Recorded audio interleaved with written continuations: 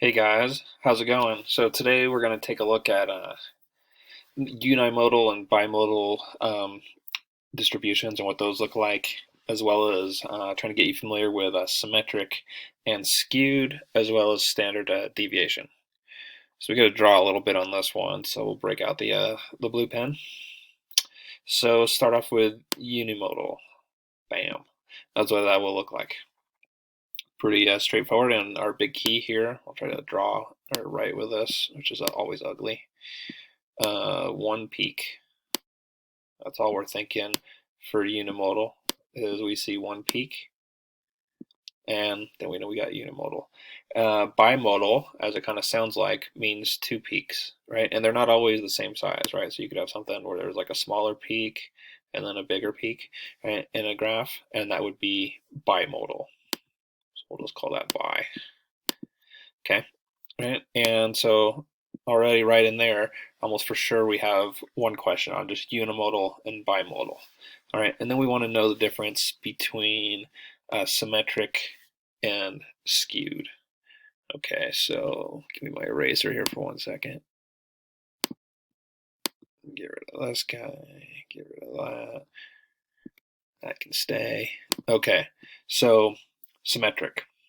Right, this one, like the unimodal distribution, would be symmetric.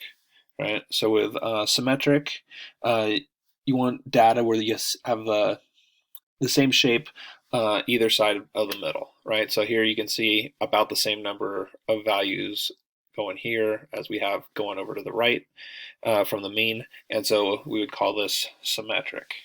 Okay, and then you also have skewed, which is where it's not going to be straight up the middle. So something that would be skewed might have something that look like that, right? And so you might, this could easily be a question on the exam, is this skewed left or is this skewed right?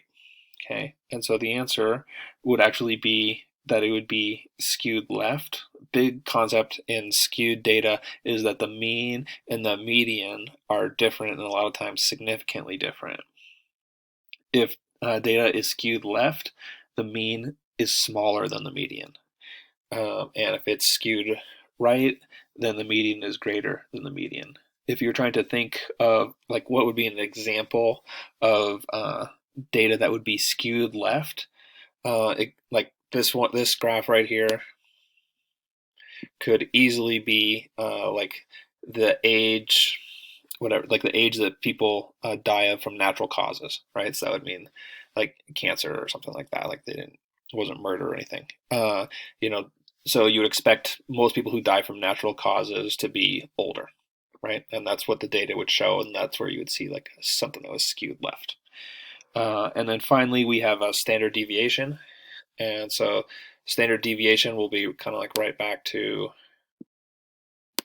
our bell curve, right? Bell curve, we would see standard deviation. The majority of the values should be close to the mean and symmetrical with its median at the highest point of the curve, right? So the highest point of the curve being right here. And so so we would see like a lot more values showing up right in here, really close to the mean, right? This is where we'd see like a lot of values with only a couple of values, much fewer values showing up kind of down at the bottom, right? And that's our standard deviation.